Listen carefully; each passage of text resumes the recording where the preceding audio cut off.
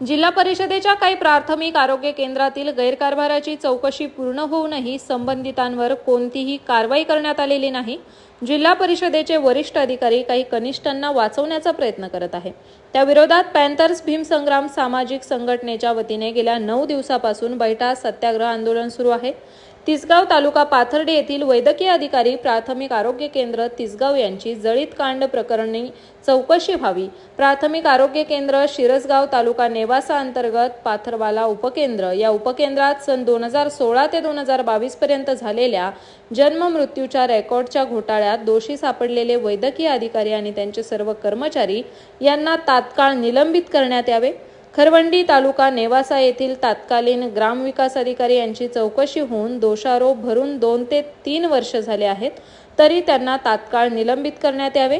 तसेच शिक्षणाधिकारी प्राथमिक यांच्यावरती अनुसूचित जाती जमाती कायद्यानुसार गुन्हा दाखल झाला आहे, त्यांना तात्काळ निलंबित करण्याची शिफारस करण्यात यावी। अशा विविध मागण्यांसंदर्भात छानराज क्षेत्रे हे गेल्या 9 दिवसापासून जिल्हा परिषद कार्यालय समोर बैठा सत्याग्रह आंदोलन करत आहेत।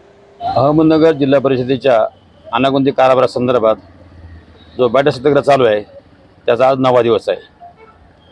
काल म्हणजे 22/7/2024 रोजी माननीय मुख्य कार्यकारी अधिकारी जिल्हा परिषद अहमदनगर यांच्या दालनात त्यांच्या समक्ष चर्चा झाली आणि त्या चर्चेमध्ये वरील मुद्द्यावर चर्चा करत असताना जो आपला मुद्दा नंबर 4 आहे शिक्षणाधिकारी साहेबांचा, तर शिक्षणाधिकारी शिवसाहेब असं म्हणतात की ती महिला जी आहे ती मनोरुग्ण आहे, ती शिक्षणाधिकारी फार चांगले आहेत।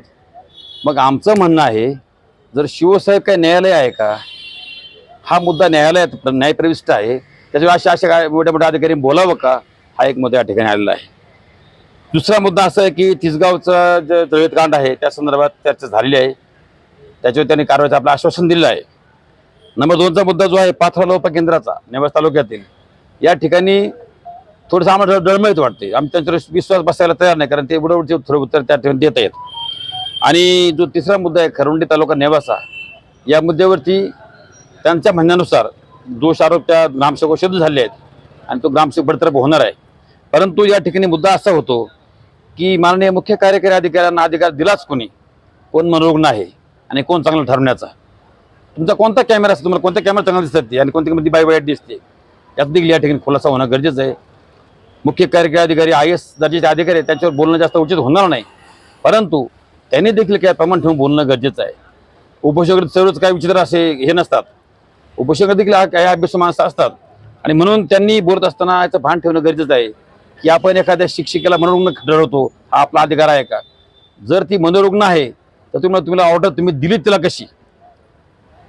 आरोग्य अधिकारी म्हणतात की आमचा तिसगावचा आरोग्य अधिकारी हा थोडासा वेडपट आहे बा। मग वेडपट आरोग्य अधिकारी तुम्ही कसं काय ठेवला, वैद्यकीय अधिकारी ठेवला, त्या ठिकाणी ठेवला?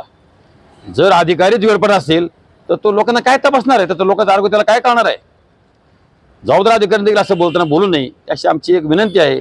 आणि या सर्व प्रकरणामध्ये त्यांनी जो शिक्षा अधिकाऱ्यांना आजही ते पाठीशी घालतायत, त्यांना सस्पेंड करण्याचा अधिकार नसेल हे आम्हाला मान्य आहे, परंतु जो त्यांना अधिकार आहे शिफारस करण्याचा, ती शिफारस त्यांनी तात्काळ केलीच पाहिजे, अन्यथा आम्ही उपसंचालक पुणे शिक्षण यांची संपर्क साधणार आहोत।